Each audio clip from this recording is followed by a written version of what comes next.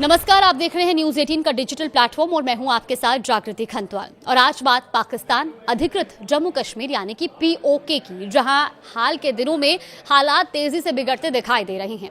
जिस इलाके को पाकिस्तान दुनिया के सामने शांत और सामान्य बताने की कोशिश करता रहा है, वही अब लोग सड़क पर उतरकर आजादी की मांग कर रहे हैं। लेकिन इन मांगों के जवाब में उन्हें गोलियां मिल रही हैं।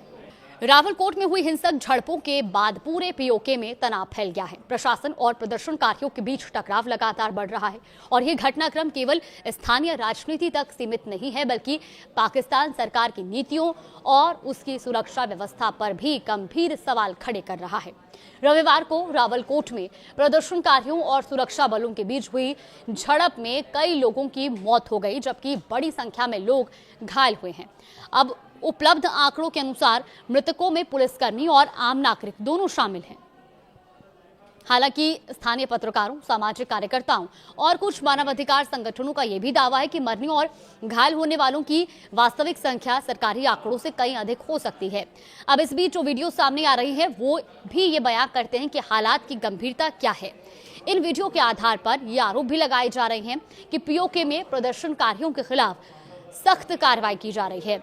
अब सवाल यह है कि आखिर ये विरोध प्रदर्शन किस बात को लेकर है।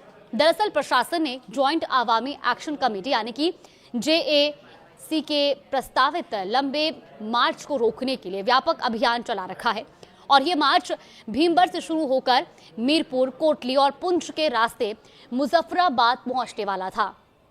प्रदर्शनकारियों की योजना विधानसभा के बाहर धरने देने की थी, लेकिन प्रशासन ने मार्च की अनुमति देने से इनकार कर दिया। इसके साथ ही आंदोलन से जुड़े कई नेताओं और कार्यकर्ताओं को हिरासत में ले लिया गया।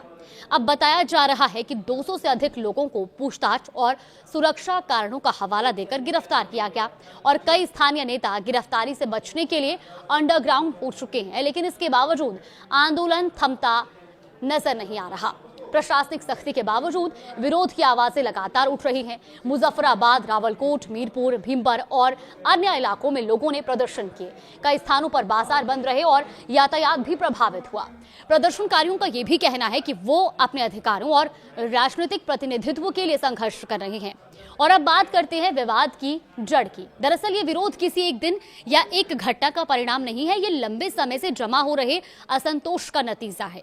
जहां एक तरफ महंगाई, बिजली की बढ़ती कीमतें, बेरोजगारी, प्रशासनिक समस्याएं और राजनीतिक प्रतिनिधित्व जैसे मुद्दों को लेकर लोगों में नाराजगी बढ़ रही थी। अब जेएसी ने इन मुद्दों को लेकर समर्थन हासिल किया और हाल के महीनों में संगठन ने विधानसभा में शरणार्थियों के लिए आरक्षित सीटों को समाप्त करने जैसी मांगों को भी प्रमुखता से उठाया। यही मांगे अब सरकार और संगठन के बीच टकराव का प्रमुख कारण बन गई हैं और इन घटनाओं के बाद मानवाधिकारों को लेकर भी सवाल उठने लगे हैं। अब सामने आए वीडियो और रिपोर्ट के बाद कई मानवाधिकार संगठनों ने स्थिति पर चिंता जताई और उनका यह भी कहना है कि राजनीतिक असहमति को केवल सुरक्षा और कानून व्यवस्था के मुद्दे के रूप में देखना और हालात को जटिल बना सकता है। इन संगठनों ने प्रदर्शनकारियों के खिलाफ की गई कार्रवाई और बड़े पैमाने पर हुई गिरफ्तारियों पर भी सवाल उठाए हैं। उनका यह भी मानना है कि इस तरह की कार्रवाई से क्षेत्र में तनाव और बढ़ सकता है।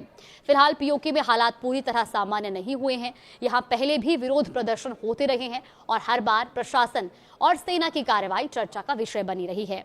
अब प्रशासन किसी भी नए बड़े प्रदर्शन को रोकने की तैयारी में है, जबकि आंदोलन से जुड़े लोग अपने अभियान को जारी रखने की बात कह रहे हैं। इस पूरे घटनाक्रम के बीच जुलाई में होने वाले चुनाव भी बेहद महत्वपूर्ण माने जा रहे हैं, क्योंकि स्थानीय मुद्दों के साथ साथ 12 आरक्षित सीटों को समाप्त करने का मामला भी राजनीतिक बहस के केंद्र में आ चुका है।